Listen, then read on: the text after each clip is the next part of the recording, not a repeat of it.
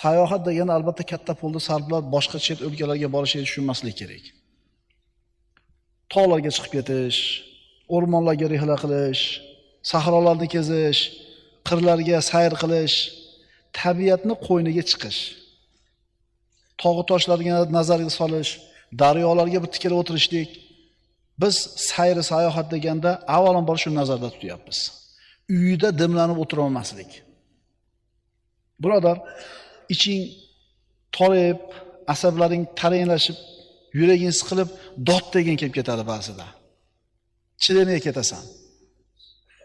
Shart ishlaringni yig'ishtirda, do'konni ochma bugun. Mashinangga o'tir, chiqib ket shahardan. Tog'iga chiqib ket, o'rmonga chiqib ket, yaylovga chiqib ket, sahroga chiqib ket. Bo'g'ilib, dimlanib, shaharda tutunni changini yutib o'tiravermasdan, ora-orada shunaqa qilib turgan.